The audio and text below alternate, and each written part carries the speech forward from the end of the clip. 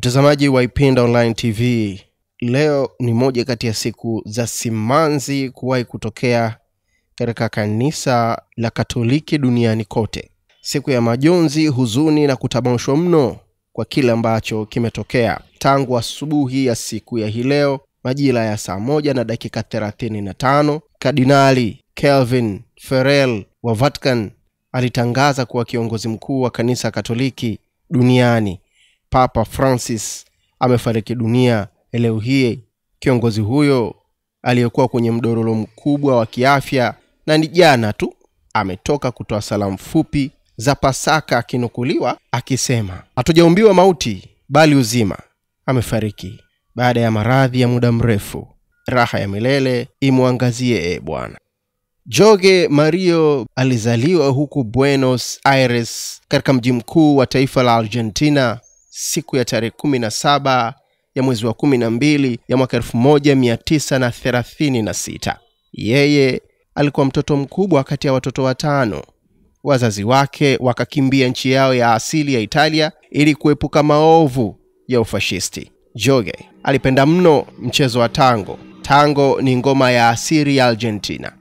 Akawa shabiki mkubwa wa klabu yake ya soka mtaani kwao, San Lorenzo. Jorge Mario Bergoglio, Papa Francis, wakati akiwa kijana, alifanya kazi mbalimbali ikiwemo mlinzi wa klabu ya usiku na kufanya kazi ya ufagiaji kabla ya kuhitimu chuo kikuu. Kama mkemia, alifanya kazi katika kiwanda cha ndani na Esther Balestrino, mwanaharakati alifanya kampeni dhidi ya udikteta wa kijeshi wa Argentina. Mwanamke huyo alitekwa, akapotea na hakupatikana tena. Mnamo mwaka 2013, Papa Francis akawa papa wa kwanza kutoka Amerika na kutoka ulimwengu wa kusini kuchaguliwa, huku akimrithi Benedikti wa 16 ambaye alifariki mwaka 2022. Benedikti wa 16 alikuwa papa wa kwanza kustaafu kwa hiari baada ya takriban miaka 600. Papa Francis jina lake kamili kama nilivyokutajia anaitwa Jorge Mario Bergoglio. Alikuwa kardinali wa Argentina na alikuwa na umri wa miaka 70 alipokuwa papa mwaka 2013. Bergoglio aliwavutia wahafidhina juu ya mtazamo wake wa masuala ya mahusiano, huku akiwavutia wanamageuzi kwa msimamo wake wa kiliberali juu ya haki za kijamii.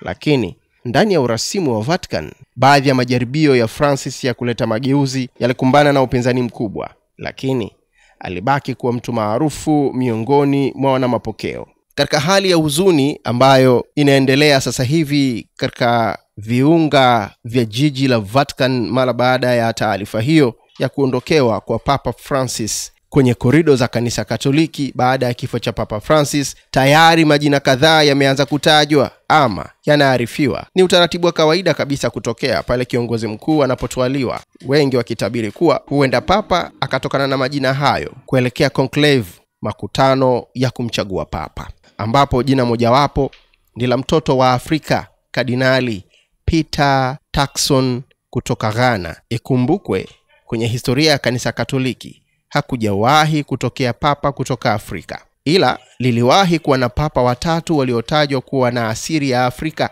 tena miaka mingi sana huko nyuma, ambao ni Papa Victor wa kwanza, Papa Maltidez pamoja na Papa Gelasius wa kwanza, ila ambaye anatoka kabisa Afrika bado hajatokea. Na Turkson huenda akaweka historia, lakini hii inasalia conclave. Ni swala la kimungu sana. Anaweza kutokea mtu ambaye hamkumfikiria kabisa, maana Francis naye anakuwa papa wa kwanza kutoka Amerika ya Kusini, ile Amerika ya Walatini. Kardinali Turkson alikuwa mshauri wa karibu kabisa mwa Papa Francis, huku tukisubiri kuona kama historia itavunjwa, ambapo katika mapapa 266 waliowahi kutokea ni mapapa watatu tu wenye asili ya Afrika, tena ni miaka ya 1528 iliyopita. Uwezekano wa Turkson kutoboa upo kwa sababu pia kumekuwa na ongezeko kubwa la Wakatoliki barani Afrika. Nje na kijana wa Afrika, wengine wanaopewa nafasi ya kuwa papa ni pamoja na Peter Edo wa Budapest, Louis Tangle wa Manila, Pierre Batista Pizzaballa wa Jerusalem na Kardinali Robert Sala wa Guinea. Mwandaji na msimulizi wako ni mimi Isaya Edward Mardadi Kizaudi Mbaya. Endelea kuifuatilia Ipinda Online TV. Chao, siende mbali.